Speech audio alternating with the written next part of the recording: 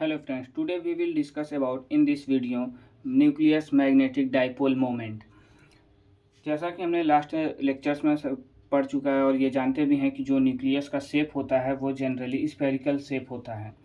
तो जब किसी मतलब कि स्फेरिकल शेप में या न्यूक्लियस में इलेक्ट्रॉन कोई चार्ज जो है वो रिवॉल्व कर रहा है क्लॉकवाइज डायरेक्शन में, तो कुछ करंट भी जनरेट करेगा। तो जब करंट जनरेट करेगा वो एंटी क्लॉकवाइज में जनरेट करेगा और जो न्यूक्लियस की जो वो रेडियस है वो होगी आर।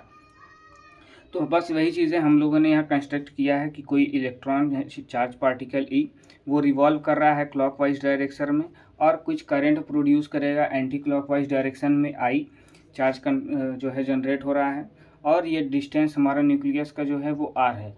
तो जब हम इसे देखेंगे तो यहाँ पर ये मैग्नेटिक डाइपोल मोमेंट वो है हमको दिखाई दे रहा है नॉर्थ पोल की तरह बिहेव कर रहा है, और जब हम इसको पीछे से देखेंगे तो ये हमें साउथ पोल की तरह एक्ट होता हुआ दिखाई देगा। और जो मैग्नेटिक डाइपोल मोमेंट है वो करंट के डायरेक्टली प्रोपोर्शनल होगा और मैग्नेटिक डाइपोल मोमेंट एरिया के इस पूरे एरिया के डायरेक्टली प्रोपोर्शनल होगा। तो इसमें हम लोग पहले बात करेंगे जैसे कि ऑर्बिटल एंगुलर मोमेंटम के मैग्नेटिक डाइपोल मोमेंट का, फिर स्पिन, उसके बाद पूरा होल चार्ज ऑफ न्यूक्लियस के बात करेंगे मैग्नेटिक डाइपोल मोमेंट का। तब हमारा पूरा टोटल मिल के कंप्लीट हो जाता है मैग्नेटिक डाइपोल मोमेंट। तो हम इस लेक्चर में यही बात करेंगे। If an electron of charge e revolves with speed v in a circular orbit of radius r, then current is. कोई चार्ज पार्टिकल है ई, रिवॉल्व कर रहा है स्पीड v से इन ए सर्कुलर ऑर्बिट में जो है रिवॉल्व कर रहा है और उसकी रेडियस r है। तो करंट हमारा क्या होगा, चार्ज अपॉन टाइम, तो E अपॉन टी हो गया, ये इक्वेशन 1 हो गया। और यहाँ टी क्या है, टाइम पीरियड है। टाइम पीरियड मतलब कि ये इलेक्ट्रॉन जो है, ये चार्ज जो है एक बार में जो घूमने में कितना समय ले रहा है वही टाइम पीरियड। तो टाइम इज इक्वल टू होता है डिस्टेंस अपॉन स्पीड। तो डिस्टेंस अपॉन स्पीड रखेंगे जब हम लोग, तो यहाँ पर टाइम पीरियड हमारा मिल जाएगा T is equal to 2πr upon v. 2πr हम लोग क्यों ले रहे हैं, क्योंकि जो ये जो हमारा न्यूक्लियस है ये स्फेरिकल शेप में है। जब हम ये पूरा कंप्लीट करेगा एक रोटेशन, तो इसका जो कंप्लीट होगा वो 2πr हो जाएगा। वो हम लोगों ने पढ़ चुका है पिछले सेक्शन में। और स्पीड हमारा v है तो हम यहाँ v रख देंगे। ये इक्वेशन 2 हो गया। यूजिंग इक्वेशन 2 इन 1, इक्वेशन 2 को हम लोग 1 में यूज़ कर लेंगे। I is equal to E upon 2πr upon v, और v हमारा यहाँ इसको मल्टीप्लाई करा देंगे तो e v is equal to 2πr। यहाँ पे हम लोगों ने करंट निकाल लिया है, I हम लोगों ने यहाँ पे निकाल लिया है। अब देखते हैं नेक्स्ट सेक्शन में। Magnetic dipole moment mu is equal to current into area. अब यहाँ पे मैग्नेटिक डाइपोल मोमेंट निकालेंगे करंट इंटू एरिया। तो करंट हम लोगों ने निकाला है अभी, मैग्नेटिक डाइपोल मोमेंट ये म्यू है, म्यू से यहाँ mu is equal to current हमने निकाला है क्या, पिछले टॉपिक में हमने निकाला था लास्ट सेक्शन में। E is equal to e v upon 2πr into πr square area जो होता है, एरिया होता है πr स्क्वायर। तो यहाँ पे पाई से पाई कैंसिल हो जाएगा, एक r से एक r कैंसिल हो जाएगा। तो हमको मैग्नेटिक डाइपोल मोमेंट क्या निकल के आता है, ई वी r अपॉन 2। और हम लोग फिर उसके बाद यहाँ पे m से मल्टीप्लाई और m से डिवाइड करा देंगे। तो हमारा हो जाएगा mu is equal to E L upon 2m। ये इक्वेशन 3। हम लोगों ने यहाँ एम वी आर को ये एल होता है, एम वी आर जो होता है वो एल होता है। और m क्या है, angular momentum of electron. m हमारा क्या है, एंगुलर मोमेंटम ऑफ इलेक्ट्रॉन है। और एक नई बात आती है, ये इक्वेशन 4 हो गया हमारा जो हमने इसे पुट कर दिया। इक्वेशन 4 इसलिए ये म्यू एल, ये मतलब कि ऑर्बिटल एंगुलर ऑर्बिटल में ले रहे हैं, इसलिए म्यू एल यहाँ पे डिनोट कर देंगे, इसके पैर में एल लगा देंगे। तो ये इक्वेशन 4 हो जाएगा। एक नई मतलब बात आती है जायरोमैग्नेटिक। जायरोमैग्नेटिक क्या होता है, magnetic dipole moment upon angular momentum. Magnetic dipole moment हमने क्या निकाला है, म्यू एल, और जायरोमैग्नेटिक रेशियो को हम लोग डिनोटेड करते हैं गामा से, और एंगुलर मोमेंटम क्या होता है, एल। तो बस यही है, जायरोमैग्नेटिक इसको क्या है, gamma, magnetic dipole moment mu L यहाँ पे रख दीजिए, और एंगुलर मोमेंटम एल होता है। और हमने म्यू एल की वैल्यू निकाली है, तो यहाँ म्यू एल की वैल्यू रख दीजिए E L upon 2m upon L. L से एल कैंसिल हो जाएगा, ये देखिए gyro magnetic equal to E L upon 2m L, तो एल से एल कैंसिल हो जाएगा, जैरो मैग्नेटिक निकल के क्या आएगा, gamma is equal to E upon 2m। यहाँ पे हम लोगों ने जैरो मैग्नेटिक निकाला है। Z component of mu L is given by, magnetic dipole moment हम लोग जेड डायरेक्शन में ले रहे हैं, इसलिए जेड कंपोनेंट्स को ही रिप्रेजेंट करेंगे, जेड डायरेक्शन में ले रहे हैं। तो mu l z equal to E l z 2m, और ई एल जेड को हम लोग क्या जानते हैं, एम एल एच कट होता है, तो mu l z equal to E upon 2m m l h cut, ये इक्वेशन 5 हो गया।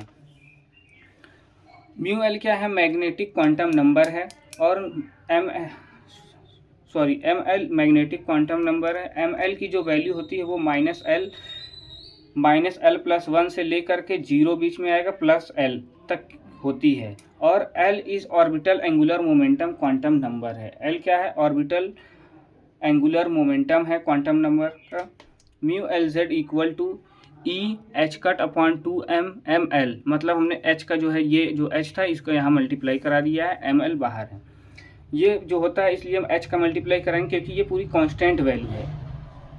यहाँ पर ये इक्वेशन 6 हम लोग इसे दे देंगे, और m l z equal to mu b m l, यहाँ म्यू बी क्या है हमारा, बोहर्स मैग्नेटॉन, ये पूरा हमारा बोहर्स मैग्नेटॉन हो, म्यू बी बोहर्स मैग्नेटॉन। कभी कभी एक नंबर में पूछ लेता है वेरी शॉर्ट में, बोहर्स मैग्नेटॉन को आप बताइए, तो आपको बोहर्स मैग्नेटॉन की वैल्यू या बोहर्स मैग्नेटॉन जब पूछता है तो आप ये जो मैंने यहाँ पे ये ब्रैकेट में रखा है, पूरे बड़े से ब्रैकेट में आप देख सकते हो, यही बातें आपको लिख के आनी है, एक नंबर आपको मिल जाएगा। वेरी शॉर्ट में कभी कभी पूछता है Bohr's magneton. Mu B is equal to e h cut upon 2m, और यहाँ पर हम लोग एच कट की वैल्यू रख देंगे जो कि होता है h अपॉन 2 पाई, तो यहाँ पर हम लोग h अपॉन 2 पाई रख देंगे एच कट की वैल्यू, और यहाँ पर h जो है वो हमारा क्या है, प्लैंक्स कांस्टेंट, h क्या है हमारा, प्लैंक कांस्टेंट है, तो यहाँ पर हो जाता है, इसको सॉल्व कर दीजिए, 2 2 जा 4 ई एच अपॉन 4 m, ये हमारा बोहर्स मैग्नेटॉन ये होता है।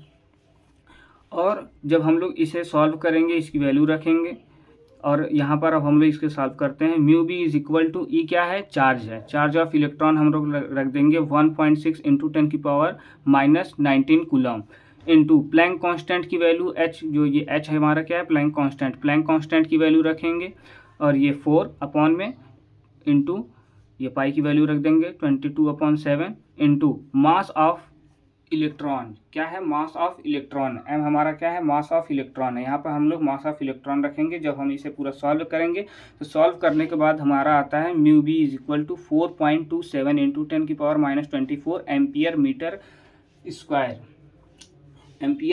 स्क्वायर, हमारा ये क्या आता है, बोहर्स मैग्नेटॉन की वैल्यू मिलती है हमको, बोहर्स मैग्नेटॉन की वैल्यू यही है। पिछले सेक्शन में हम लोगों ने मास ऑफ इलेक्ट्रॉन के बारे में बात किया था, अब हम लोग बात करेंगे मास ऑफ प्रोटॉन के बारे में। न्यूट्रॉन नहीं लेंगे क्योंकि न्यूट्रॉन जो होता है वो न्यूट्रल चार्ज पार्टिकल होता है। और अब हम लोग यहाँ पे इक्वेशन 6 में हम लोगों ने देखा था mu l z equal to e h cut upon 2m था और एम एल, तो यहाँ पर हम लोगों ने मास ऑफ इलेक्ट्रॉन लिया था, अब हम यहाँ पर लेंगे मास ऑफ प्रोटॉन, इसलिए यहाँ पर हम लोग MP से इसको डिनोटेट कर देंगे।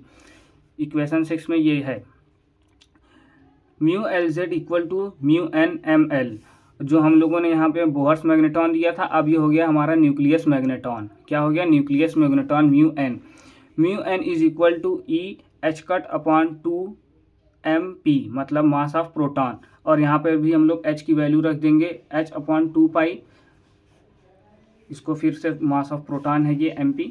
फिर हम इसे सॉल्व करेंगे, ये क्या है, चार्ज ऑफ इलेक्ट्रॉन है 1.6 इंटू 10 की power -19 coulomb into Planck constant की value upon 2 into 2 into 22/7 into mass of proton की वैल्यू यहाँ पर रखेंगे। फिर जब हम इसे सॉल्व कर देंगे तो म्यू एन, मतलब कि न्यूक्लियस मैग्नेटॉन की वैल्यू निकल के आती है 5.05 इंटू 10 की पावर -27 एम्पियर मीटर स्क्वायर, यह हमारा निकल के आता है न्यूक्लियस मैग्नेटॉन की वैल्यू।